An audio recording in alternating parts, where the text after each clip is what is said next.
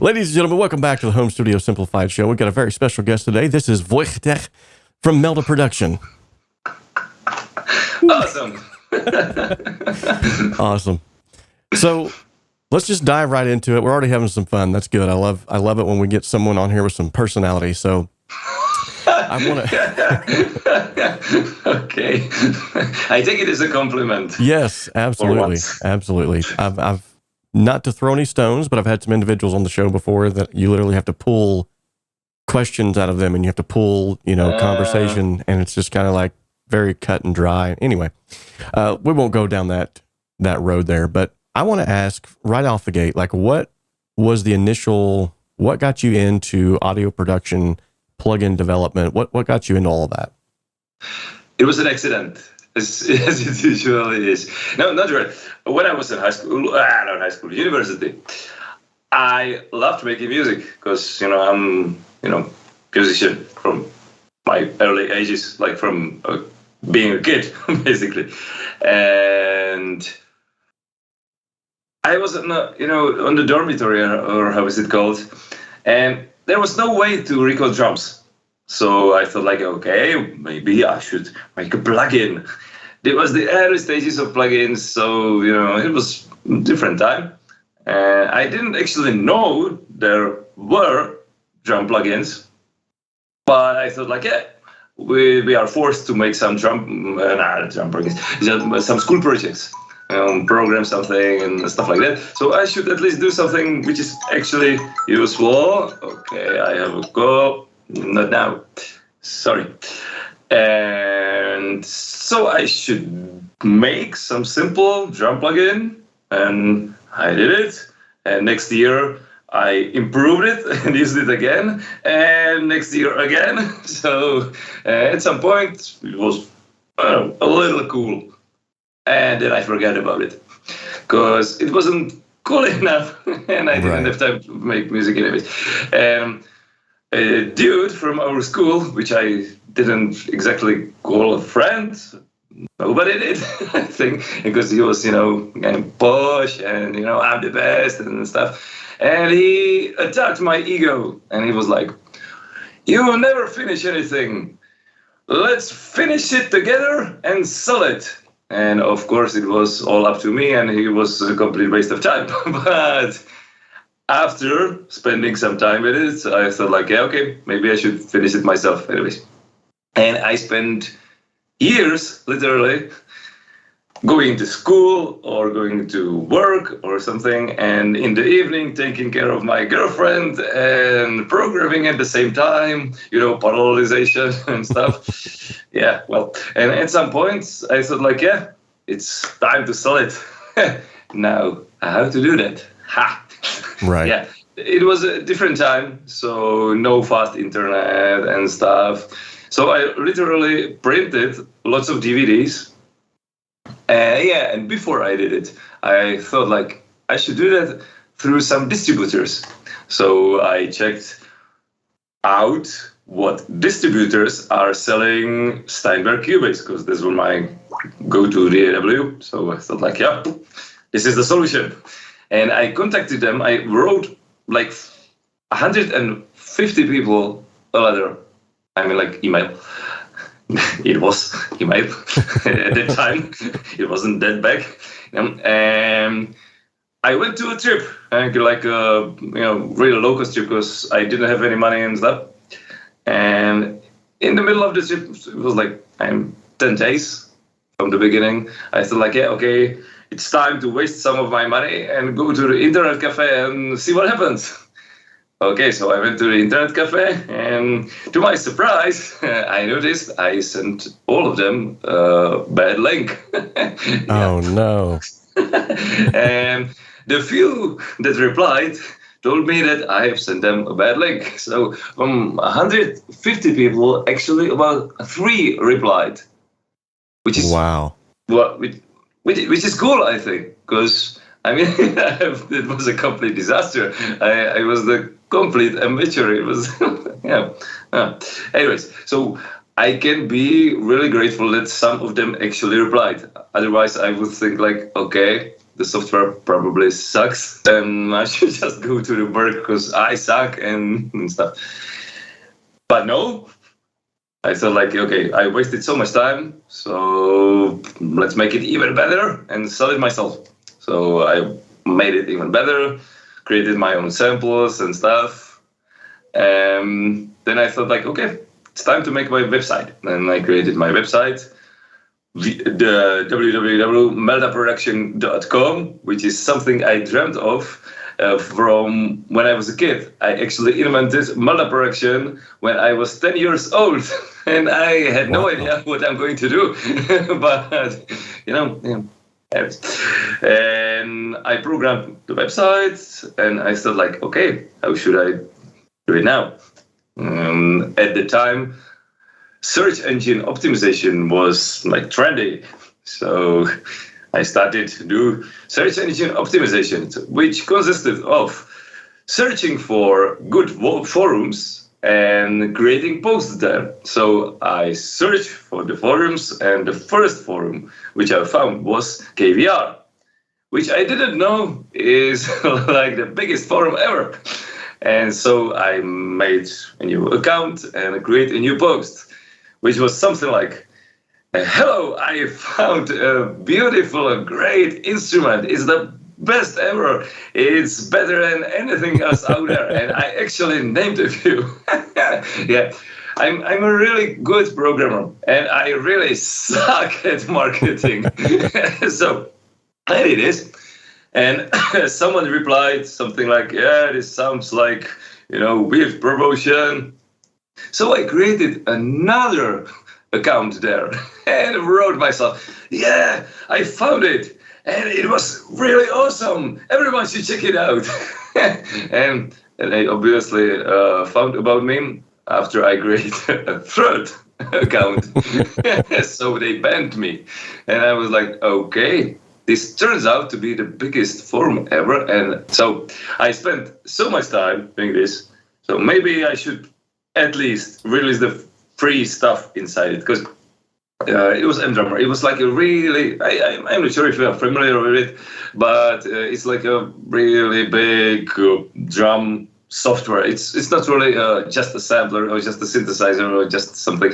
It's like the biggest drum workstation ever, and there were like, I don't know, a dozen plugins inside it, like the effects, like equalizer, compressor and stuff.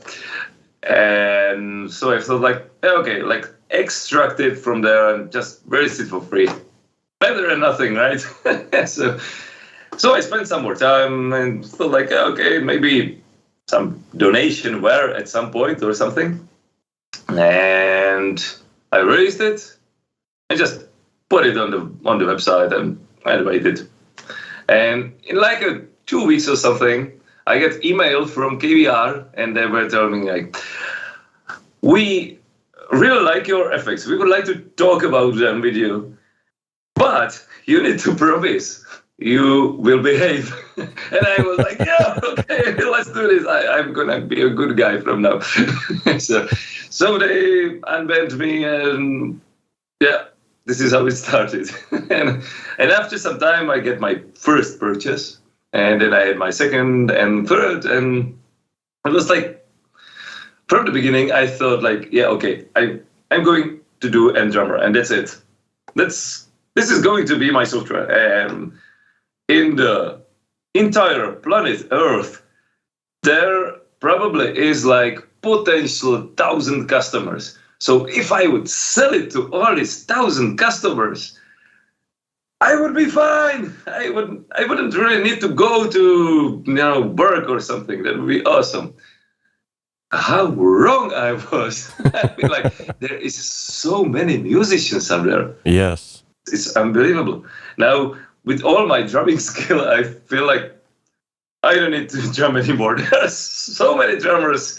No, no. I mean, like, I will always play drums. But anyways, so I really mispredicted the future. And right now, it's not MDrummer really, because originally there was just MDrummer. I thought like this is the end. in some time, it turns out most of my income is from effects. And now I have more instruments and stuff. And right now the portfolio is like 120 plugins.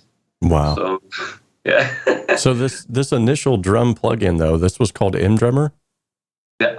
Yeah, I've definitely heard of that. I still remember, I still sell it, and it's actually, in my opinion, it's awesome, but it's complicated. So right. Some people are immediately like, whoa, no, not for me. And others like, okay, I need to read the manual. And after that, after some of them are filtered, the rest of them just love it. You know, they probably think in a similar way as I do. So for them, it seems natural the way it is created. And for others, it's not. But that's okay. I mean, like, everyone has a different taste, right? Right. So, yeah, absolutely. So when you're creating these plugins, you've got, you said, well over 200 now? 120. 120. But, yeah, almost there. Almost Okay. there. It'll be there by the end of the year, I'm sure. I hope not. What tends to be your greatest hurdle then when you're developing different products like this? It's, I think the whole time, the biggest hurdle for me was actually understanding what is good. Right. No, that's awesome. What is good and what is bad? Yeah, okay. Well, it turns out it's a little bit more difficult than it looks. Because, I mean, like, I always have lots of ideas. I usually came up with an idea, and I just tried it. And if it turns out to be, like, useful for me, then I released it.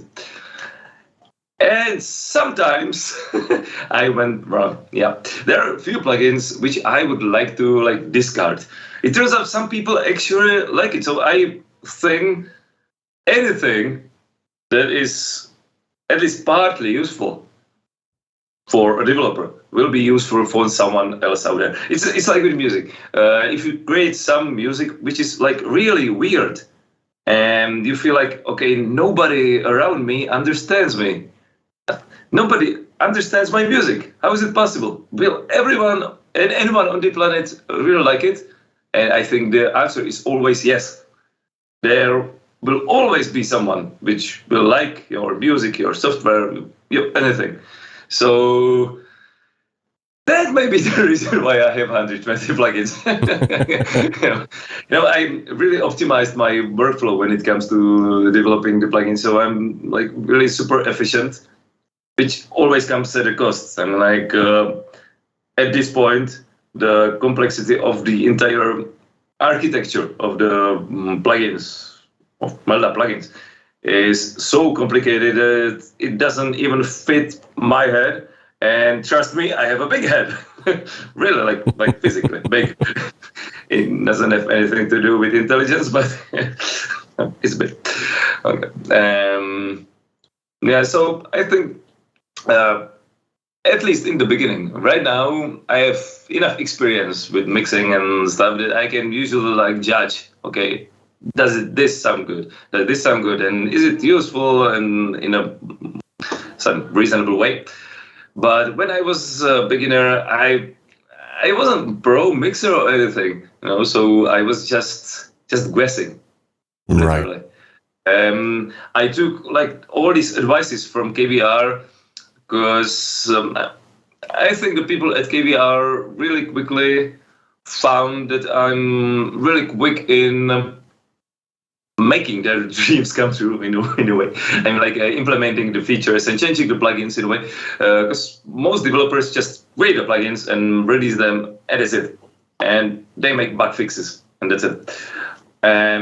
With any potential big improvements, they just create a new paid version, and that's all. And I think like this is really lazy approach. Lazy and stupid. I mean, like for the people that's that's why I cannot really use third-party software, because this always happens, This bothers.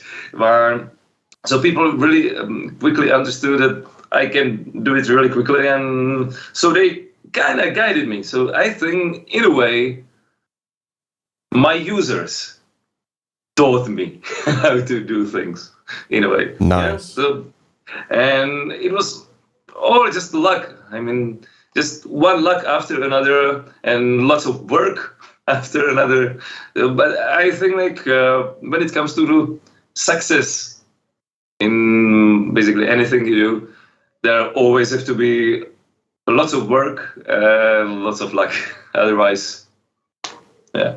So, yeah, so that thank makes, you. exactly. And that makes total sense. It actually, you kind of answered my next question in a roundabout way, but I want to sort of peel back those layers of the onion at the same time and ask, like, so, it's very awesome that you say that you get a lot of your input from people that are actually using the product. That's sometimes that's a huge disconnect from companies, small and big companies, especially bigger companies. It seems like the bigger they get, the less they listen to the little guys.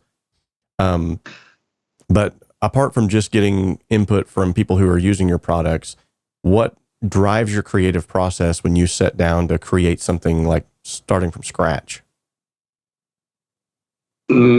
It's I don't have a problem with it, you know. I have more ideas than I can implement. Sadly, I need to clone myself. I need to clone my slaves. Someone who will do as I say when I say it, and do 24-hour work shifts. Yeah, well, that's not going to happen probably. So yeah, I mean, like, usually just something pops in my mind and just gets bigger and bigger, and at some point it's like a big castle that really needs to be implemented or really wants to be implemented. And I'm like, yeah, but this is the to-do list. I have to do all that. Yeah. So it's more like time problem than idea problem. Right. Sadly. How many man hours would you say actually goes into creating a plugin? It really depends. I mean, like, in my case, I think it's different from everyone else, because most of my man hours ended up in the framework itself. Basically, if you make a software, you create, either you say, okay, I'm creating a plugin. So you create a plugin itself and put it all together in the one single plugin. Or you make lots of black boxes and you expect, okay, so this part of this plugin may be later used for something else. So you just make lots of black boxes and then connect these black boxes. And it's a really different way of thinking, because if you make a single plugin, this is really inefficient, because you have to do lots of stuff around it. But if you expect yourself to do more in the future, then this pays you back a lot when it comes to man hours. So there were plugins which I programmed in 2 hours. Oh, and wow. That's simply because I had all these black boxes and I just needed to, you know, make it all together. And most of these 2 hours were documenting, you know, just so. But in other cases, for example, when it comes to turbo reverb, I usually use that one as an example, because it seems like just a reverb, but itself it is a small programming language to create your own reverbs. And around that, it's, yeah, it's a bit mind-blowing when you have to implement it or use it for the first time, for that matter. And so this one took, I don't know, 3 to 6 months, I guess. Oh, wow. So it's a really different story when it comes to different plugins. And if you would ask me about 𝗵𝗲, now that's interesting, because 𝗵𝗲 actually contains this reverb, and more or less all the other plugins. So if you would ask me how much time it takes to create 𝗵𝗲, yeah, I would say the entire existence of Melda Production. And actually, when I started Melda Production, I already had my code base from, well, many years ago. So I actually started to, storing all of my black boxes when I was like, I don't know, 16, 18, wow. something Okay. like that. So that's a long time because I'm getting old. Yeah, well. So those black boxes you're talking about, those are basically like templates then that you're using kind of like a springboard to build off of. That's super smart. Template is a regular word in programming, at least in C++, which is mostly used for plugins. So classes and template classes, yeah, that's the basis for all of it. Just imagine you want to make a delay. The delay itself is quite a simple thing, but then it comes, at some point you find that you need more features like stretching the lines and jumping from one place to another and these things, and it starts getting complicated. The delay is used in so many cases. I mean, it's not just the delay. It's in reverb, it's in comb filter, phase cancellation, remover. So you really can use this delay. So you create a class that will just be fed with one signal and just perform the delay. And that may be one of your black boxes. And when you create a delay plugin, then you need to instantiate many of these delays and set them up properly, but they will do their thing. And they will do it correctly. And it's actually, from the point of view of debugging more complex software, it's actually better this way, because you can test the individual classes and templates. Otherwise, if I imagine a beginner creating a delay, they would just code it all in one big routine, basically, on one big class, the class being the plugin. And at some point, he would start really scratching his head, because all of these things that the delay needs to have, like filters and stuff, it would be all inside a single routine, and just looking at the code would be like, oh, I'm going to kill myself. Right. So, if you have one class for a filter, one class for a delay, much simpler. Yeah, that makes total sense. In fact, I have a little bit of IT experience. I've done a little bit of coding. So just a little bit of coding that I've done for like database management, stuff like that. You're right, though. As you're looking down through all of those various lines, and you can have like one comma out of place and the whole thing breaks. But trying to find where that happened at, it's like, exactly. Makes you want to bang your head off of a wall. But then from what you're saying, if you already have like a working model of some area of that plugin that works somewhere else, you already know like, okay, this code's good. I can just fly it in and use it. That's pretty genius. So I think like it's normal for experienced programmers, because everyone starts by doing big methods, big functions, which suck and are complicated to understand. And years later, they come to their beautiful functions and say like, what? Right. Okay, so, and then your brain starts hurting and you don't want the pain anymore. So you start doing this different ways. Because I started programming when I was like 10. So I had this pretty well adjusted when I was like 16 or something. So I had a lot of time to practice, it's all time work. Exactly. I think that's with anything that you love, though. You never really fully put it down. It's always like you were just talking a minute ago about how that you'll be thinking about something, and then like all these ideas start flooding. It's the same thing, I think, with people that are passionate about anything in life. I mean, whatever it could be. I mean, I can be at work and I'll be, running a line and sitting there thinking to myself, like, what could I do with that song whenever I get home? How could I increase its engagement? How could I do this? And like 9 times out of 10, to my boss's dismay, I'm not even at work. I'm literally like thinking about everything else. But yeah, it will arrest your attention. And it's awesome that you found a way to sort of harness that and then use it for good to help other individuals. And that's sort of my next question that I want to sort of dovetail into is, whenever you sit down to create these plugins and you have these systems in place and all this, apart from just the technical aspect of things and that even that creative side of things, is there a specific end user that you have in mind, like an avatar that you're thinking, this is who I'm creating this for? No. I just have an idea and I start, expanding it.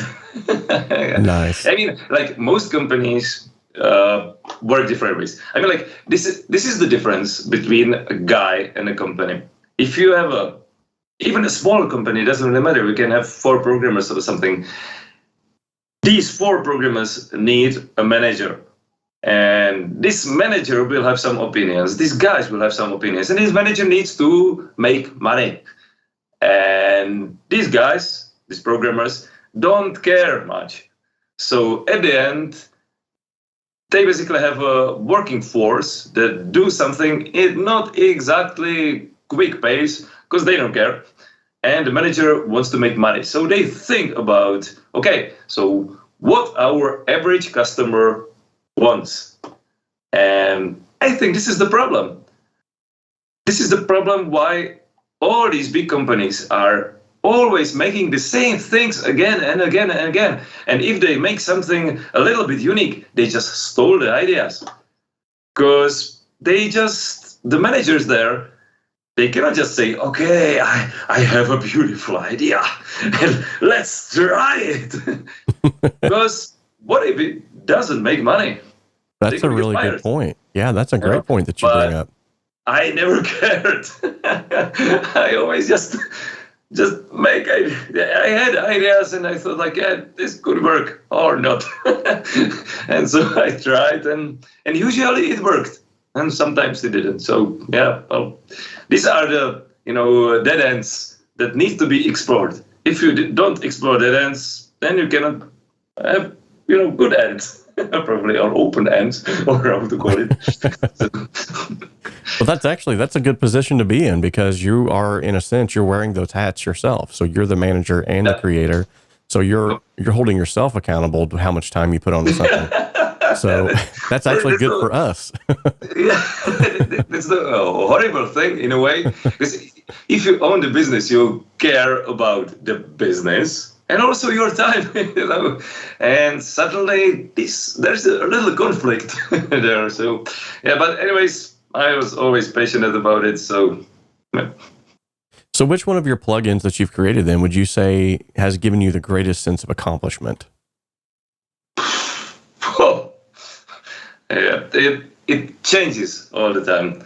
But I think if I would have to say, I would need to enumerate several of them, because I mean, like, at the end, the biggest accomplishment is basically the M Sound Factory, but that's partly because it contains all other effects and even instruments. It contains and drummer inside it. So when I say my biggest accomplishment, yeah, this is good. My biggest accomplishment is M Sound Factory because it also contains all of the other accomplishments. So, yeah, I get you. Yeah, that's about it. I mean, like, if you look in M Sound Factory and if you would check all these corners it has and like really explore it, I mean, there are so many magical things that many of them I wouldn't even think it's possible before. So it's and it gets you like covered forever. So you can play with it forever. It's more like the other problem that you spend too much time playing with it than not making music. But yeah, it's for anyone to say. I mean, at the end, the fun is important, right? So, I mean, like, you can spend hours watching tutorials how to make hip hop and then doing the same thing day that yourself and have some song, try to be successful or something. But if you didn't have fun, why? Exactly. Yeah. Great point. At the end of the day, I mean, I think that's one of the things that keeps people coming back to certain brands is the fact that not only can they use it and it's intuitive, but whenever they do use it, there's an element of, you know, like, wow, that was fun. That's why I always put random buttons everywhere. Because, I mean, like, in so many plugins before, I was like, okay, and then, but if I just want some inspiration or something, and in Melda, it's a different story. Just press. Oh, now that sounds good. And then you accidentally press again. And fortunately, now we have an undo button. Yeah, which I added after so many cases where I was randomizing, and then I lost it. Yeah. I don't know if you checked Amazon Factory. My biggest accomplishment, because it contains other accomplishments. But anyway, it can actually randomize like sounds. So, and by that I mean like it can randomize the structure of the synthesizers, sampler, or whatever you are working on or something. And that's the source of inspiration. You just click, and always get these horrible sounds, and at some point you click again the random, and I feel like, whoa! I want to make a song. And that's, you know, the happy times. You know, that's why I do it. There's a lot of features out there, not just from this company alone, but I mean from BandLab is a company that recently just released something that I covered called the Song Starter, and it's sort of something similar to that, where you can literally click a button and it will put together like the start of a song, and then you can say, yeah, I like that. You can click a couple of buttons, and all of a sudden it's on your browser-based DAW all laid out for you, and then you can take it from there. And so yeah, it may work. I mean, like I had this for a drummer, where you can just randomize your sound and randomize whatever the drummer is actually playing. And people have been asking me all the time about doing something like that for the other instruments. But the thing is, maybe it's because I'm a drummer that it's not so easy to surprise me anymore. But so I want the computer to surprise me. But when it comes to the other instruments, I don't know. I never had a problem with like coming up with new melodies and stuff. So it's hard for me to just feel that. I feel like when people are making songs, they should at least be able to come up with something. That's why I, in a way, don't want to make it so easy for them. I mean, when you look at a machine, I had this this old machine, like the first one, I think, many years ago, and I thought like, yeah, okay, I'm not so interested in the grid, blah blah blah blah and stuff, but I should try. And I was really so surprised how it is possible that they made it in such a way that whatever you do, it sounds at least okay. So you may just take the machine and do and you have some sort of music, if you want to call it that way. Just really interesting to me, and it made me realize that people don't really want to learn instruments and learn how to play stuff. They just want quick results. I mean, like, I should want to make them happy about that and just make it. And maybe at some point I will start making some melody maker or something. But I just don't feel like this is the right way. I mean, like, at the end, these people just want quickly to make music. I don't want them to quickly make music. I don't want to spend their times making music that sounds good for them. And the process of creating the music is a great experience, fun, and something you will like remember. I think like one of my happiest moments in my life were when I made for me a really great song. I'm usually viewed like a really happy person, but I actually made lots of songs that made me cry over and over and over and over again. And this sense of crying over a music is like one of the best things I ever experienced, which is weird. But anyways, these are the things that I actually remember. This is the experience I, in a way, would wish for people to have. I mean, it's not like when you make and do something, and at the end of the day, you have a good song, probably. And then you listen to it a few times, it's a great song, and start to be famous or something with it. There's not this happiness in it for me, I totally get that. I understand that, because I'm more of a live band kind of guy because of that reason.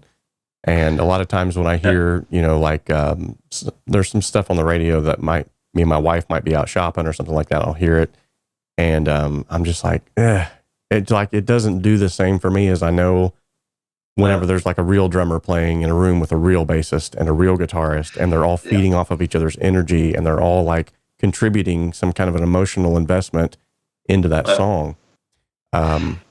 It doesn't always work for real bands, but sometimes it's like, wow. I don't like going to concerts. And I know, it's weird. Okay, if I'm a musician and I don't like to go to concerts, I like to play concerts. And it's a completely different experience, that's the thing. But a few times in my life, I actually loved being on a concert. It's rare, but sometimes you just go there and feel like, wow. And it's usually when it gets silent. And that's, I think, where I'm probably different than most people. For example, when I go to concert these days, I always wear earplugs, because I understood that usually when bands are playing, it's just so loud, and that's what makes people usually feel good about this. And fortunately, I had this experience with silent concerts where it was awesome. And then I realized it's not really about just the loudness. It's sometimes there is something. I'm not sure what it is. They usually say, yes, it's an energy between the musicians and stuff. I don't know. I try to analyze many times, and sometimes it just feels good. And it feels even better when you are playing. I think that's the difference between watching the music and playing the music. I think if I was the one playing with these bands on these silent concerts, that would be like, I would wet myself in a way. But usually when you are playing concerts and you like the music and stuff, that's the best.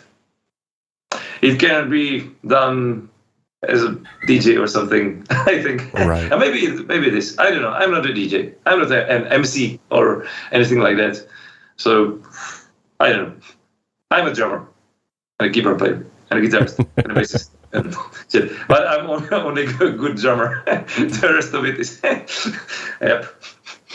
So some developers that create these plugins, they have placed, and I've seen there's very few of them out there, but I wanted to know, now that I have you here, can sort of pick your brain about this, what your thoughts are on this, and if you have any of your personal plugins that have Easter eggs in them, where there's like some kind of a secret feature, or if you turn, like, I know in Cakewalk by BandLab, some of the plugins from like way back when, the legacy plugins, they have a little bitty screw that you can turn on the console emulation that will actually change the way that it reacts to the incoming audio signal.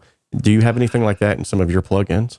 the plugins are basically full of Easter eggs, but these are all really secret. Because usually when there's a feature that is useful for people, I just make it public. But sometimes there is a feature which may be useful, but it's so rare and in a way a little bit dangerous perhaps. I just don't want people to have it, but I want it. So there's no way for people to trigger these Easter eggs, because I have it as a secret. Yeah, well, there are lots of like tests and stuff. It's full of Easter eggs. Yeah. Awesome. So for those of you who are watching this on YouTube or listening to this through the podcast, don't try. Please. Find the Easter eggs. Begin to post them everywhere. There's no way. There's no way. Oh no, now that you said that, there's going to be developers out there that's going, we're going to find them. We'll find these Easter eggs. Good luck. Okay, challenge. The first person who finds the Easter egg which allow you to create screenshots of all plugins just by one click. I offer a license for M Sound Factory for it, NFR obviously. So nice. There we go. The chase is on. Challenge accepted. Okay. Ladies and gentlemen, you have just been challenged. I wonder if in 2035 someone comes and, yeah, you made a challenge, I don't know, 13 years ago. What?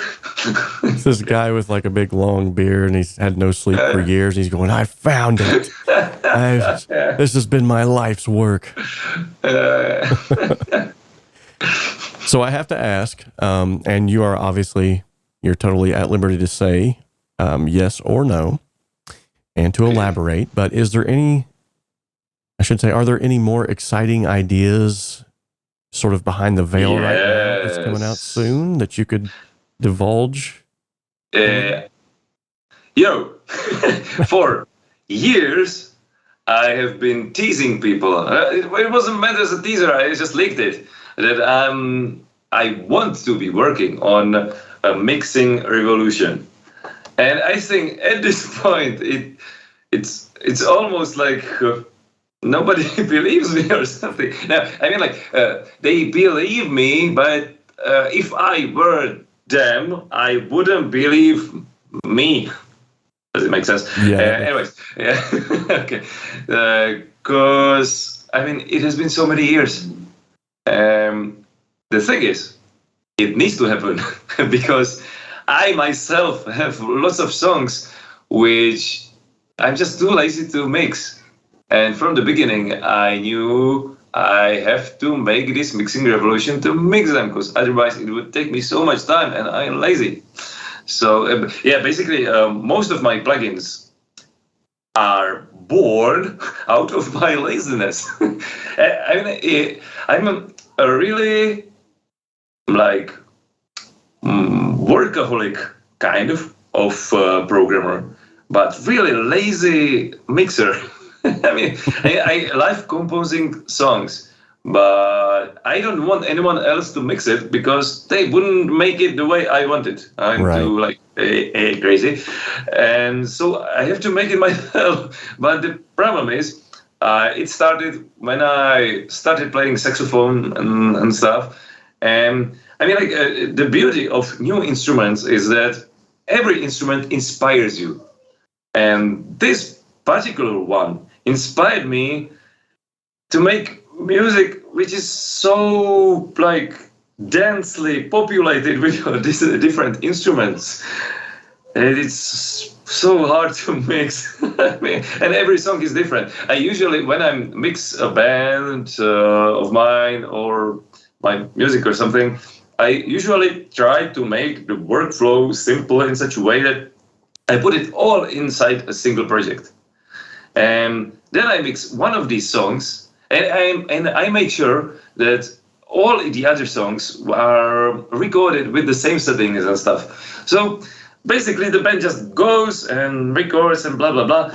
And of course, different songs need a little different treatment, but the basis is the same. And that's the thing. When you mix a song, you usually spend like 90% of it doing the same things and the stupid things, like volumes and like equalization of these individual instruments, and you do it the same way every time. And if you look at like the pros doing mixes of various genres, they do it also the same way every time. Yeah, because they just the workflow emerged, and since then they just do it because they know it works. But somehow nobody, still nobody figured out how to automate these things. And I don't mean automation like fader automation. I mean like automate all these processes. This is kind of the first like a hint about the mixing revolution. I want to automate all of that. I want a plugin where you just put it there and it will do all the stuff for you and get you a reasonable mix. And what you do from there, that's up to you. But I mean, in a way, I'm glad it took me so much time to even start working on it, because I learned about mixing a lot. For example, recently I became a metalhead. I like every style, most of them. And these days I just like metal. Okay, that's fine. And metal is, in my opinion, really difficult to mix for some reason. I don't know. I spent so much time dealing with all these little things, trying to make like clones of some songs or some excerpts of songs which I found somewhere, and only with Melda plugins, obviously. That I learned really a lot about all these workflows. So if I would start making this mixing revolution, like I don't know, 6-7 years ago, and maybe even more, I don't want to know. And I wouldn't do it the way I would do it now. And so I think, in a way, the patience is good in this case. But anyways, I figured how all these mixing processes in different genres are working and stuff. So I know more about what needs to be done there, and I came up with also some, miraculous things which may or may not work, and we'll see. So yeah, if it works, it's going to be like the biggest thing ever in music industry. And if it won't work, then it won't work. Yeah. So along those same lines, I actually have maybe even the beginnings of exactly what you're talking about, because I have several of your plugins, and one of which is MAutoVolume, MAutoDynamicEQ, MAuto. So I kind of see how this is progressing. Okay, so. But these autos are really just. This is going to be way bigger. I mean, like, I spent a few nights where I couldn't fall asleep just enumerating what all needs to be there. It's going to be fucking big, yeah. but I have it inside. The only thing that could stop me from making the mixing revolution is my death. and that's not a suggestion for competition. I'm just kidding. But anyways, I hope that will happen in a year or something. Awesome. Well, definitely keep me in the loop about that, because I will be shouting that one from the rooftops around here. So if it's everything that you are claiming that it's going to be, and everything that I think I kind of understand that it's going to be, yeah, that's going to be huge. It's going to be bigger. Yeah. One-click mixing, yep. But not in a way that most people would expect. Yeah. I hope it will work. Nice. Well, guys, he's officially spilled the beans here on the show today. So he hasn't said anything definitive, but I've spilled the beans a few times and still nothing. Yeah, people are just, throwing feature requests and bugs to me. So I have to spend stuff with other things. Spend time with other things.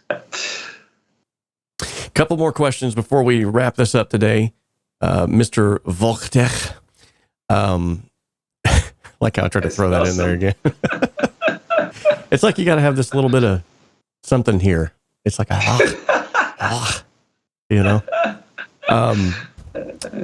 like that. I like that. So this is a two-part question. This is a completely out and left field question. This is one that I ask of everyone who comes on the show, and usually I will try to send questions ahead of time. I apologize for not doing so this time. But this is always one that is a curveball question, so they don't even know that this is coming. So first part of the question, what is your favorite color? Orange. What does the color orange, second part of the question, what does the color orange smell like?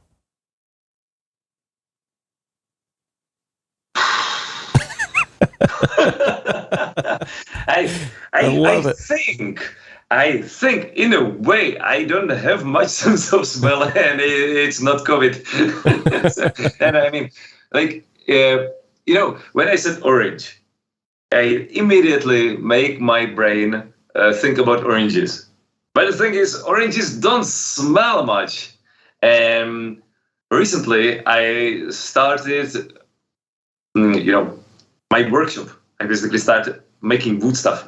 And so right now, in my hands, there is a little bit of residue of some beeswax. Because, I like it all natural and stuff. And so I smell beeswax. So let's say orange smells like a beeswax. Nice. Why the hell not? Well, that was an excellent answer to the question. I knew you would come up with something because you seem like you're a very creative individual. So, well, man, it was really great talking to you. It was really great getting to know you a little bit better. Love your work. Love your plugins. A lot of my audience loves your plugins too. Keep them coming. And then obviously keep working on this behind the scenes mixing revolution, because we're definitely, you have piqued our interest. So you do have a website, Melda Production. Yep. Okay, MeldaProduction.com. That's one place that they could find you. Are you on Instagram? Do you have a YouTube channel, anything like that they could? Nope. No? But soon we are going to release the best virtual piano ever for Sound Factory. And it's like really the best piano ever, in my opinion. And for it, I'm going to also release my piano music. So there will be a YouTube channel, and usually my artist name is 𝗵𝗵𝗻, which is 𝗵𝗵𝗻.